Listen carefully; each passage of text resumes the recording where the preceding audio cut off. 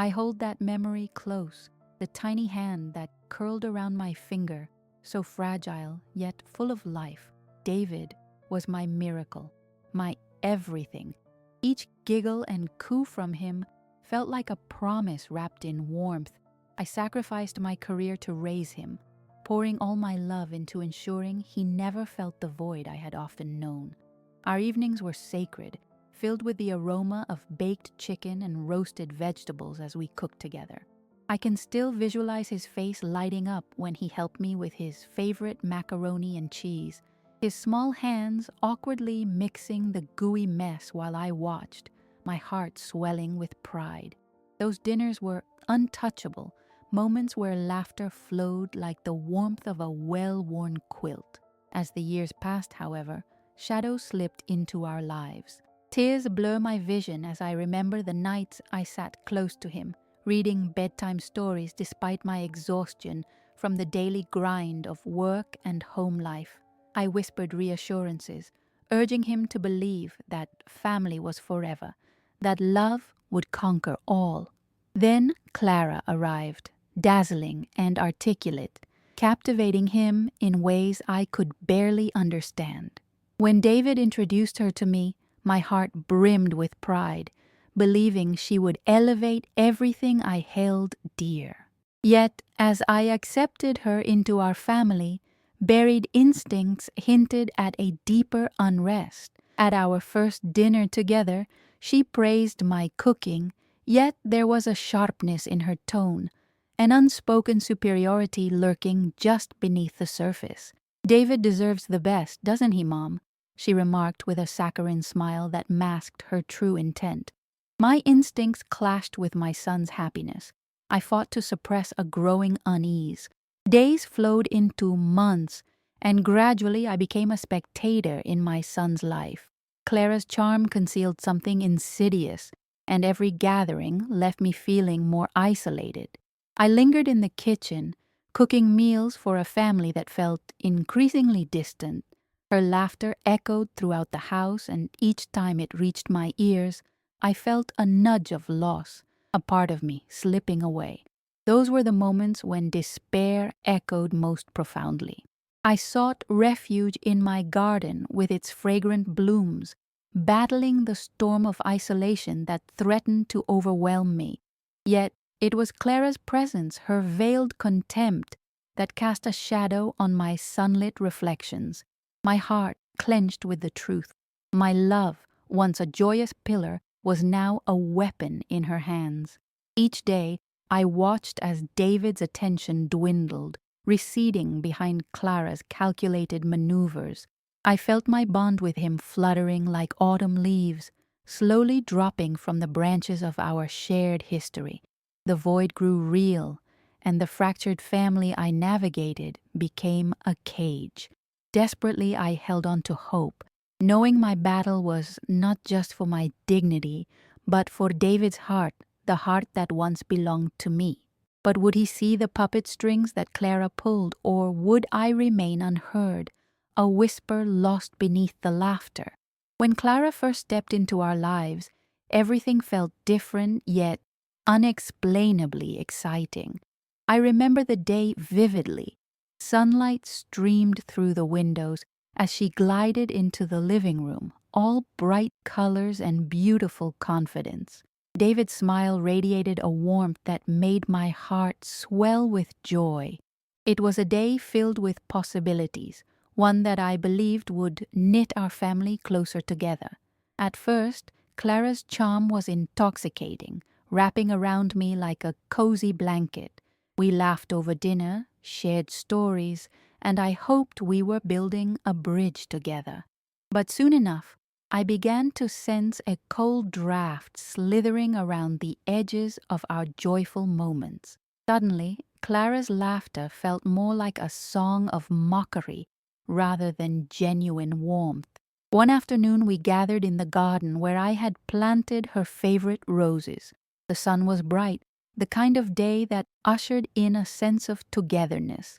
I gazed proudly at the blooms, recalling how I nurtured them. "You know, Mom, these are nice," Clara said, But the way her eyes darted around told another story. "You've really let the yard go a bit, though." Her comment hit me like a splinter beneath my skin. I had always taken pride in my garden. I felt my throat tighten as I forced a smile, attempting to keep the peace. I didn't want to ruin the day, but her condescending remarks felt like little daggers, each one digging deeper into the fabric of my spirit. David stood there, oblivious to the tension, throwing out compliments like confetti. "Mom works hard on these," he chimed in, but my heart fluttered with uncertainty. Over the months that followed, I began to notice patterns in Clara's behavior, small but sharp enough to draw blood. She would often intervene in conversations, steering them away from subjects I loved, pushing me aside like I was nothing more than an afterthought. At family gatherings, she would offer opinions on my cooking, slyly noting that salt should be used more sparingly, like I didn't know how to season my own dishes. Once, during a birthday party for my granddaughter Lily, Clara turned a simple moment into a battlefield. As I presented a cake I had baked, a family recipe treasured through generations, she cut in with, "Maybe next time you should just buy one, Mom. It would save you and us from a lot of potential calories." Laughter erupted around the table, but it felt hollow and detached, echoing against the walls like a harsh winter wind. I glanced at David, hoping for support, but he was too busy laughing along with Clara, lost in her control. The warmth I once felt from my family was now an icy veneer, constraining my heart and causing an ache deep within. In those moments, I felt like a ghost, haunting my own home, pleading for recognition that never came. Despite all this, I desperately clung to the belief that things would change. I found solace in quiet moments, retreating to my garden where nature listened to my sorrows, an oasis where I could shed the heavy layers of rejection. Here, each bloom became a testament to my determination, coaxing me to strive for the bond I yearned for with my son. All the while, Clara's presence loomed large, a darkened cloud that obscured everything. Those first signs became undeniable, little flames of antagonism that ignited without warning. During dinner one evening, as Clara served herself heaping portions of the food I prepared, I felt my stomach twist. She turned to me and remarked, with a saccharine sweet voice, "Life is too short for slim pickings, right, Margaret?" David chuckled, nodding in agreement. It felt like daggers to my heart. "You know how to have a good time, Mom," he said, oblivious to the barb lurking behind Clara's words. With each passing day, I realized that Clara's heart was a fortress built on manipulation, and she wielded it like a weapon. I would watch her carefully navigate conversations, steering them in her favor with the finesse of a practiced puppeteer. I began to understand that her laughter masked a contempt for me, as if every tactical word was laced with venom meant to undermine my presence.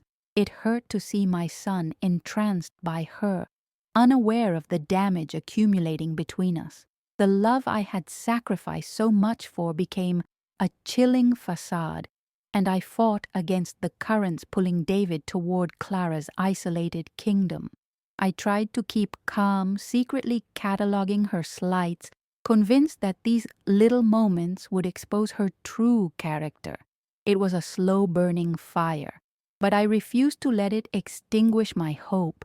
If I truly wanted to shine light into the shadows she cast, I would have to be strategic, patient, and above all, resolute in reclaiming my place in the family. But as I found myself sinking deeper into the shadows, I couldn't shake the chilling thought. How long could I withstand the tempest of her manipulation before it consumed everything I held dear? As the day slipped through my fingers like loose grains of sand, I felt a delicate shift within me. The weight of Clara's manipulation began to feel like a heavy blanket, suffocating and endless. I could no longer pretend that our family was thriving. I needed to reclaim my dignity and restore my relationship with David, my sweet son who remained blind to the reality unfolding before him. Sitting on the edge of my bed one night, I found myself grappling with a tempest of emotions. My dreams were filled with fragmented images, David's laughter mixed with Clara's cutting remarks, the serenity of my garden crumbling into chaos. I stared at the reflection in the darkness, searching for clarity. It was time for action. That resolve fixed within me like iron. I would not retreat into subservience. I would not be a ghost haunting the margins of my own family. I could build a plan, a strategy to bring light into the shadowy corners where Clara thrived, a strategy that would gently coax David back into the warm embrace of our bond. The thought alone ignited sparks of hope swirling in my heart. I envisioned the map of our family, the gatherings, celebrations, and even mundane evenings when the three of us would share a meal. I would harness these moments, turning them into opportunities to further entrench my presence. But I knew I had to be careful. Every action would require precision, like crafting a delicate tapestry where each thread mattered. I started with small gestures, sowing seeds of affection as tightly woven stitches. I focused on cooking David's favorite meals, a spicy shrimp pasta, an aromatic lamb stew, cooking with intent, the warmth of the kitchen transforming into a refuge where love could bloom anew. Each dish became a stone in my foundation, and I would watch David's eyes light up with every bite, savoring layers of flavor laced with nostalgia.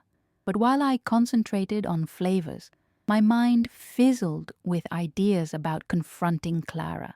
I started writing down my thoughts in a little journal, a space where I could spit out my emotions without restraint. Every cutting remark, each sly comment left unchallenged. I needed to build an arsenal of evidence to remind myself of her tactics and how they had constructed my isolation. Amidst the bubbling anxiety, I decided to draw boundaries, the lines firmly etched in my resolve. I wouldn't cower under misguided pretenses of respect. During our next family gathering, I would quietly stand firm against her undermining remarks. It was critical that I present myself not merely as David's mother, but as a woman worthy of attention, respect, and a place in their lives. As I crafted my strategy, I felt empowered. The sunlight pouring into the kitchen as I cooked became a metaphor for the light I intended to reclaim. But I recognized all the while that change requires a delicate balance of strength and subtlety. I wouldn't roar. I would speak clearly and firmly, piercing through Clara's silver-tongued facade. In preparation, I contemplated ways to address my son directly. I crafted dialogues in my mind near the garden, rehearsing how to express my feelings of exclusion without sounding accusatory. It was crucial that David understood I loved him deeply and wanted no resentment to fester in our family. I replayed phrases again and again. You deserve to know how I feel, and I want us to share our lives openly. However, I also accepted the discomfort that lay ahead with Clara's potential resistance. She would lash out, and I needed to remain steadfast in the face of her mockery. I would have to anticipate her defenses, deflect her guile with composure. A mantra echoed faintly in my mind. They can mute me at the table, never in my heart. Despite the uncertainty that loomed over every thought of our upcoming encounter, I set my resolve. I fashioned a new context for discussions, recalling a time when our family came together over board games, insights shared amid laughter and smiles. I would invoke those moments, aiming to re-establish connection between David, Clara, and me, creating a bridge to restore my standing in this once cherished family.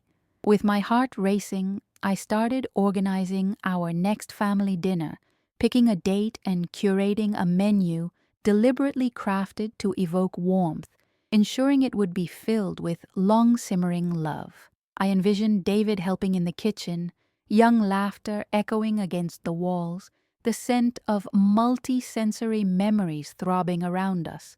Slowly, I felt hope unfurling, a tentative yet resilient bud pushing through the cracks of frozen soil. I dismissed the fear of Clara's potential attacks, choosing instead to view her scrutiny as a mere reflection of her insecurities. I resolved this time to emerge as the vibrant force of maternal love, not merely surviving, but reviving the beauty of what once was. In these quiet moments, I realized reclaiming my dignity would not come cheap, but I postulated that the struggle was worth it to transcend from an ephemeral shadow and step boldly into the light of being a cherished mother once more. I was ready, armed with affection, intention, and the fervent determination to remind my dear David of the deep bond we shared, igniting a fire of love that could withstand any storm.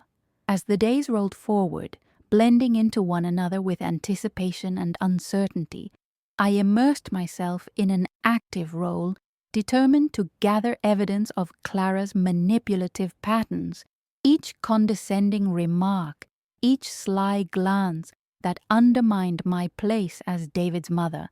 It was imperative that I documented every instance that played a part in this twisted game of emotional chess. A picnic from weeks past infiltrated my thoughts, a joyful day that Clara had marred with her words. I could still hear the laughter ringing around us, sunlight beckoning us to play. But then Clara had chimed in. "You know, if this were my picnic, we'd have a proper spread, not just sandwiches." I processed that moment repeatedly, the smile on her face masking her venom. My heart ached as I was forced to recognize that day's supposed joy had vanished, overshadowed by her inability to just allow happiness to thrive. In quiet moments of reflection, while stirring pots on the stove or setting the breakfast table, I replayed conversations in my mind. I scrutinized those subtle jabs, cataloging them in my journal, which served as both an outlet of frustration and a repository of truth. Each entry became a tapestry of clarity that weaved together her dismissive comments, her manipulation cloaked in sweetness, an arsenal to remind me of the reality that had slowly been reshaping my world. Yet it was a recent visit to the grocery store that revealed more overarching themes. I stumbled upon Clara sharing a laugh at the expense of my cooking capabilities with a mutual friend.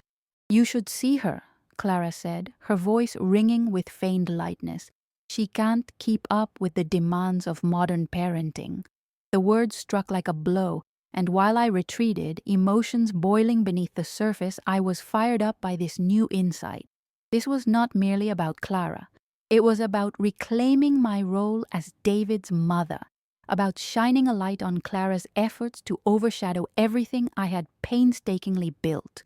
So, I allowed my frustration and anger to fuel my intention to confront her during our upcoming family dinner. The day I decided to host that dinner felt charged, and I could almost sense the tide shifting. I spent hours prepping in the kitchen, making our family staples and adding little twists that I knew would forge connections. The smell of beef stew wafted through the house, mixing with the scent of fresh-baked bread. Each dish carried the memory of love, the warmth of our family history, and I pinched my own resolve tightly, rehearsing my words like a mantra. As the dinner unfolded and David and Clara entered our home, I was determined to facilitate an inviting atmosphere. The table was warmly set, adorned with a bouquet that burst into bloom, a vivid picture of what I hoped our family could reflect: resilience, beauty, and unwavering connection. In the beginning, everything flowed seamlessly. I laughed and smiled, coaxing stories from David that pulled at my heartstrings, coaxing warmth into the space between us. Yet, Clara tried to insert her jabs, each insult disguised as playful commentary. With every remark, I steered the conversation away, grasping David's attention, focusing on shared memories. The laughter continued, allowing me to forge a pathway to reclaim my voice without directly challenging Clara, until I could feel the invisible tension building like a storm cloud. The moment of reckoning came in a natural lull during dessert, where the air was rich with possibilities for connection.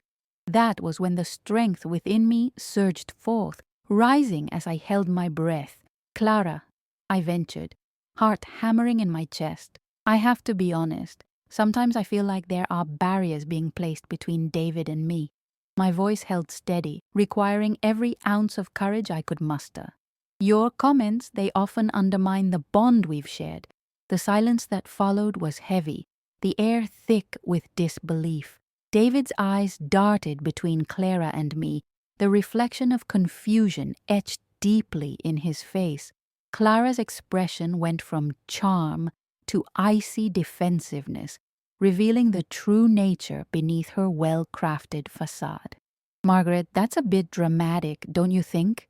she retorted, a forced smile flicking across her lips. But my point was made, and the effort invested began to unfurl.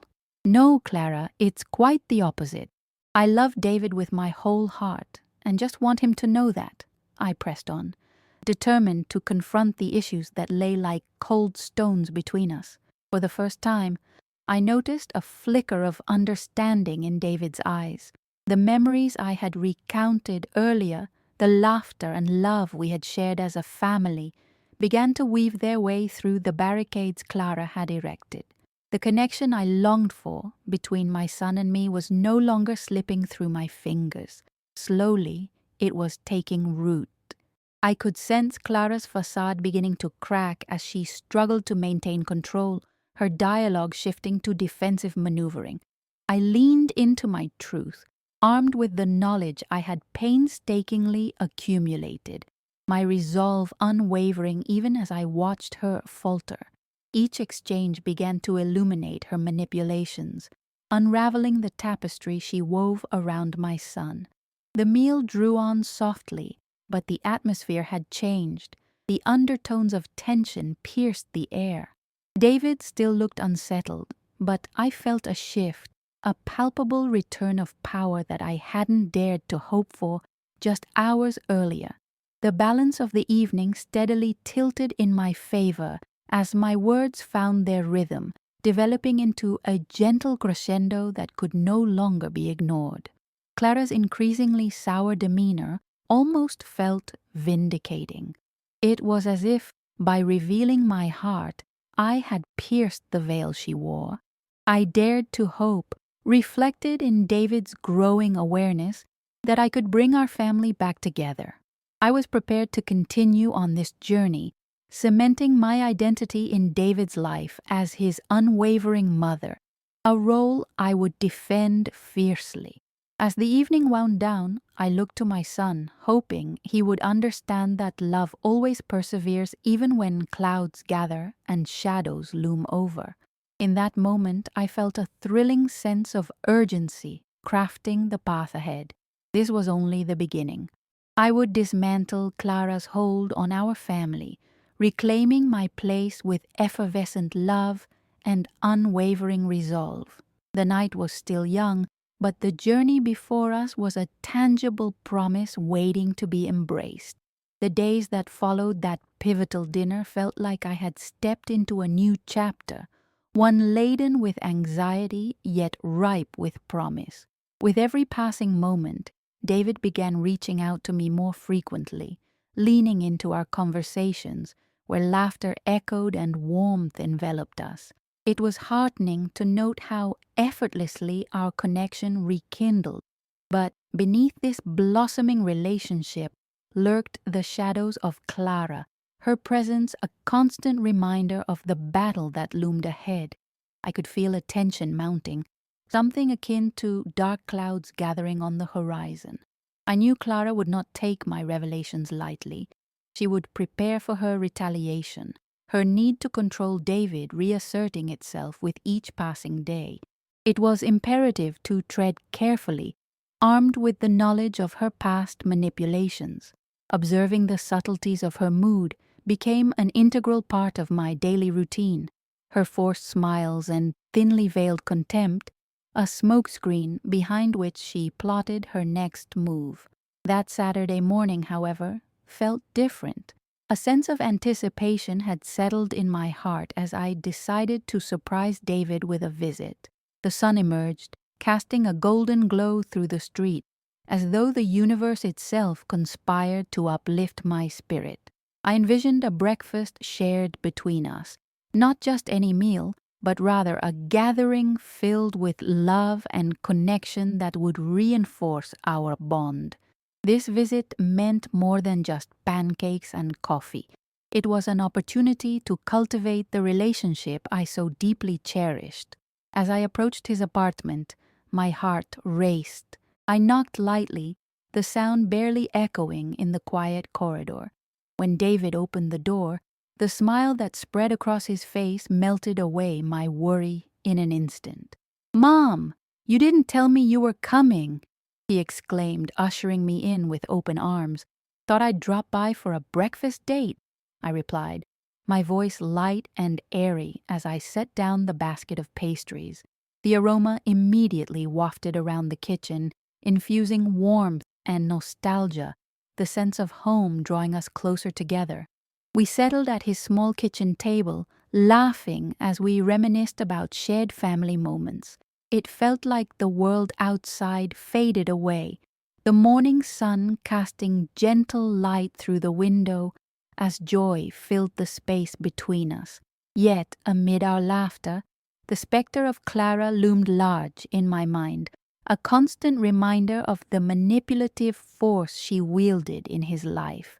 I could feel the heaviness of words unspoken, an undertow pulling at the edges of our conversation as I carefully steered us into deeper waters. "You know, David, it's important that we continue to build our relationship, just the two of us. I want to keep our connection strong, especially with so much changing in your life." He hesitated, brow furrowing with thought. "Yeah, Mom. Clara keeps saying I should focus on being independent, like I need to make my way on my own." The tight knot in my stomach intensified as I heard her influence in his words. "But being independent doesn't mean you have to shut out the people who care about you, right? It's okay to ask for help when you need it," I urged gently, watching his face for signs of awakening. "I guess she just means I shouldn't rely too much on anyone." His voice trailed off, uncertainty clouding his gaze. "David, you don't have to choose between us. Loving Clara doesn't mean distancing yourself from me. It's okay to lean on both of us," I pressed, feeling a swell of urgency within me. "Remember, family is here for one another." As I spoke, I watched the flicker of understanding grow within him, a realization starting to take hold. "Sometimes it just feels confusing. Like, I don't know what I want anymore," he admitted, vulnerability steeping his tone. "Your heart belongs to you, and it's important to honor that," I offered, seeking to embolden him as I navigated the complex layers of his emotions. "You're not just caught between Clara and me. You can forge your own path that honors both relationships." In the quiet that enveloped us, I felt a shift, a stepping stone on this newly attuned journey. David's eyes met mine with newfound clarity. His hesitance began to transform into something resembling resolve. I couldn't help but feel a rush of hope as we ventured deeper into our conversation. "You're right, Mom. I don't want to feel trapped. I want to be true to myself." His admission vibrated in the air, solidifying our understanding. "Always choose authenticity over comfort, David. You deserve to create relationships that uplift you, and that includes me," I replied, feeling the weight of those words ricochet between us. The meal's comforting familiarity began to morph into an emotionally powerful foundation, binding us together through shared courage and understanding. As we wrapped up breakfast, I held his gaze steady, feeling the swirl of emotions in the air. "I'm proud of you, David," I said, a warmth radiating through me as I moved to gather my things. "Remember, you don't have to stand alone. We can navigate this together, no matter what challenges lie ahead." Stepping out of his apartment that day, I felt a thrilling mix of excitement and trepidation. The air around us crackled with energy, a reminder that we were approaching a significant turning point. Clara would not remain silent. Her presence would seek to reassert itself, and I had no intention of allowing that to happen. The quiet evening spent reminiscing with David now transformed into something deeper, an adventure toward emotional liberation. I knew that, as I nurtured our bond, the battle with Clara would only intensify, yet I felt invigorated by the emotional fortitude blooming between us. In quiet reflection under the evening stars, I realized that this journey toward reclaiming our family structure was not merely about confronting Clara, it was about igniting David's inner strength, a facet of his character long subdued.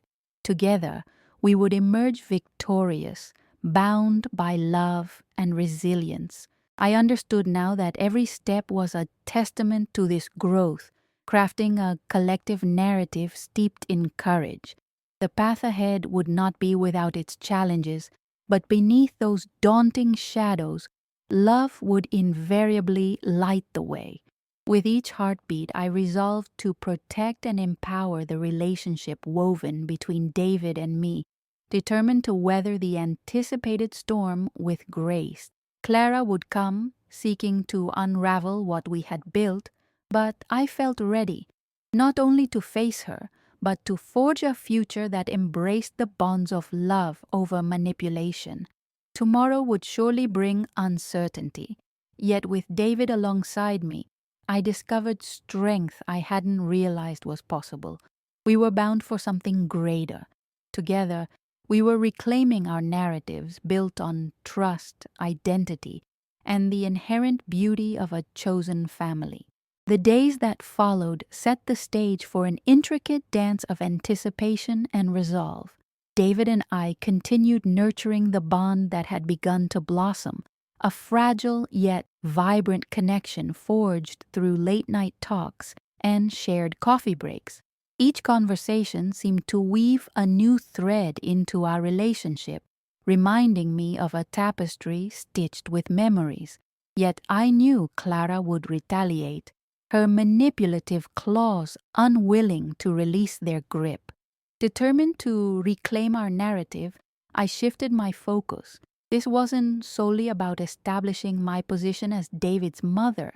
It was imperative he understood the dynamics at play and opened his eyes to the web of manipulation surrounding Clara. My strategy would involve affirming his voice, empowering him to stand firm against the tide of expectations. One evening, I invited David out for coffee at a quaint cafe adorned with fairy lights. The aromatic scent of fresh pastries and brewed coffee filled the air, inviting warmth. I had chosen this setting deliberately, a backdrop that fostered intimacy. As we settled into our chairs, the rhythm of clinking cups and gentle chatter created an inviting space for our heart-to-heart. "David," I began cautiously, my heart racing as I chose my words with precision. "It's crucial we talk about Clara and what's happening between you two. I want to make sure you're navigating these waters with clarity." He looked at me, brow slightly furrowed in curiosity. "What do you mean?"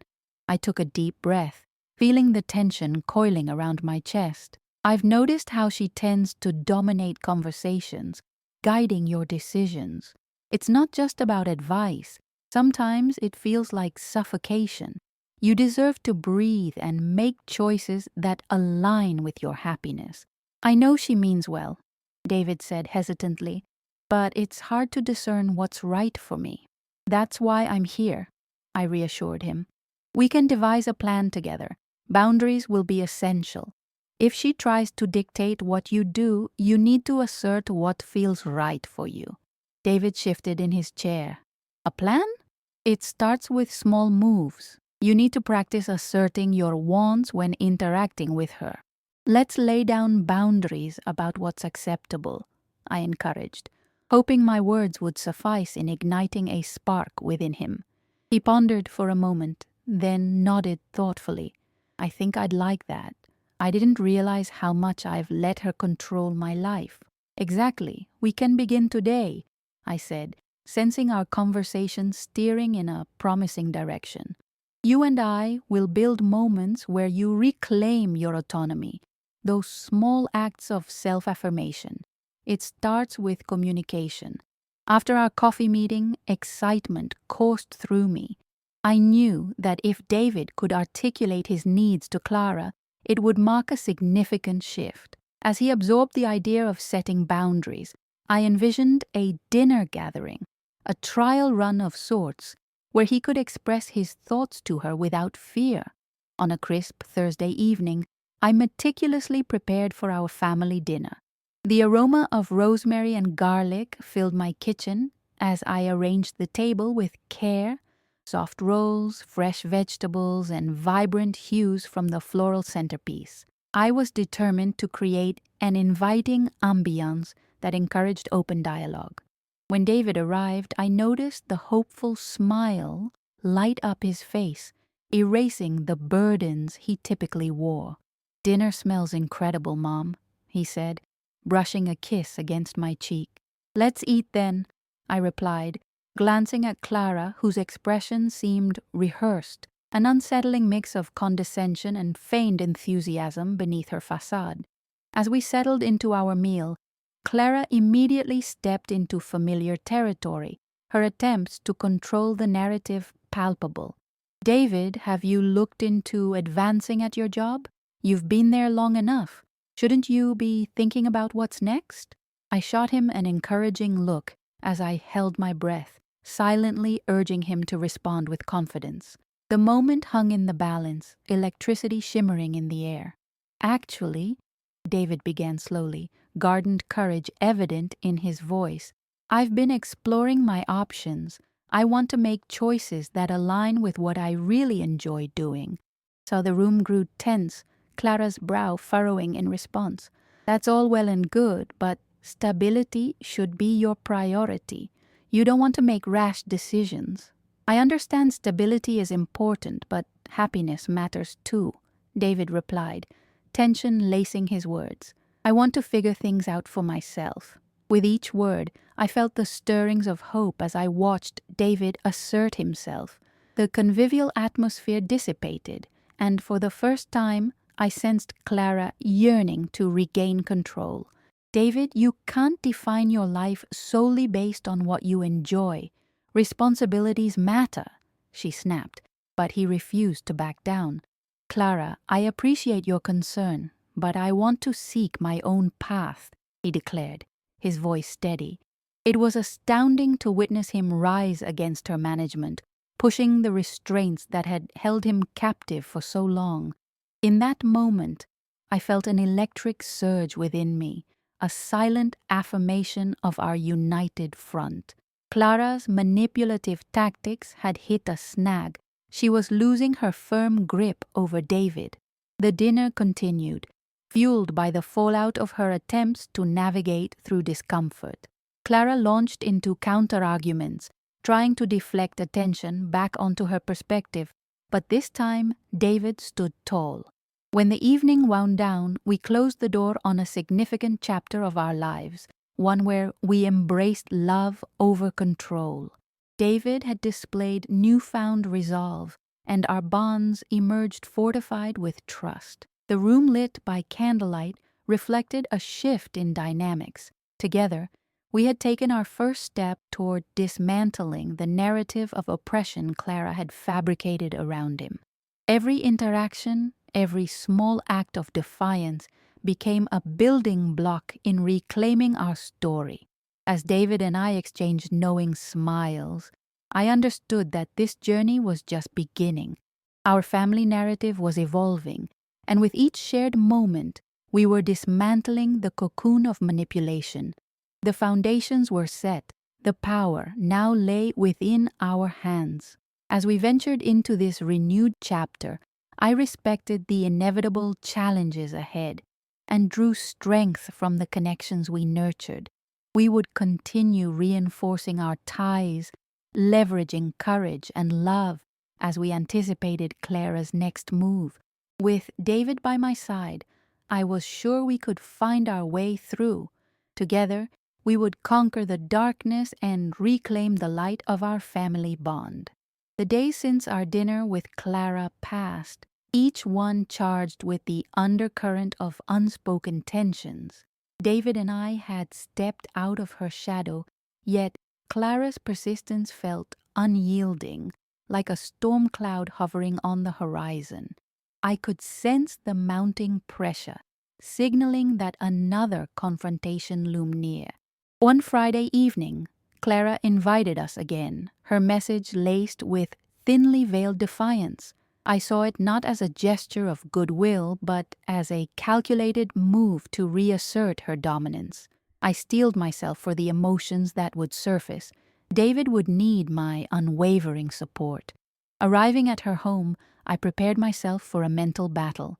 The air inside was filled with the mingling scents of garlic and baking bread, a facade diverting attention from the tension brewing beneath. Clara welcomed us with exaggerated cheer, her eyes glinting with determination. "Welcome! I made your favorite, David," she said, carefully curating a smile that barely concealed her simmering intentions. The table was a feast of sushi rolls and chocolate cake. The gesture, almost an act of manipulation, meant to placate rather than connect. Once seated, Clara wasted no time in steering the conversation. "David, have you thought more about your job? I hope you're not letting your mother's influence sway your decisions too much." Her words dripped with condescension. David's expression hardened, the tension evident as he exchanged a quick glance with me. "Clara, I've been thinking about my options. I'm trying to figure out what truly makes me happy. But happiness has to come with responsibility. You can't just chase dreams without considering the consequences," she shot back, her tone rising as desperation seeped through her facade. "Clara, pursuing happiness doesn't mean abandoning my sense of responsibility. It's about finding a balance," David replied, a newfound certainty in his voice that hadn't been there before. I watched as he began to assert himself, the spark of defiance igniting within him. I leaned forward, feeling the urgency of the moment. "David deserves the freedom to explore who he is without the weight of your expectations, Clara." The kitchen fell silent, the air heavy with unspoken confrontations. Clara's face transformed, anger flaring in her eyes.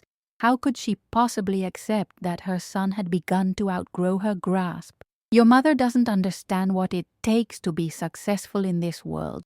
You need stability, David," she insisted, trying to drown out our voices with sheer force.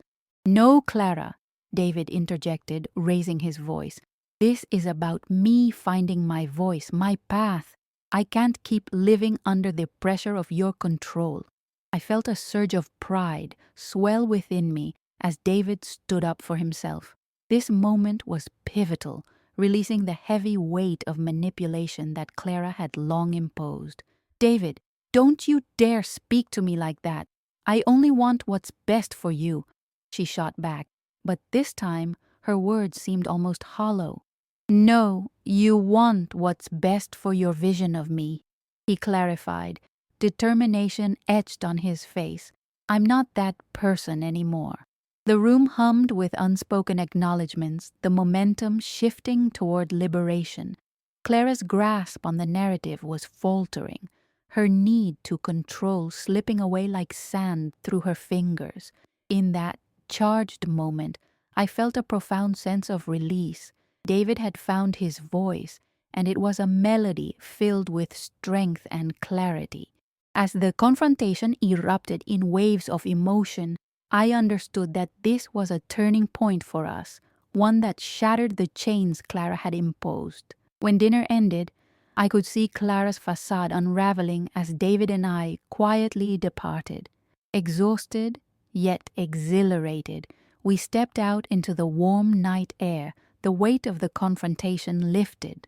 "I'm proud of you, David," I said, my voice filled with warmth and approval.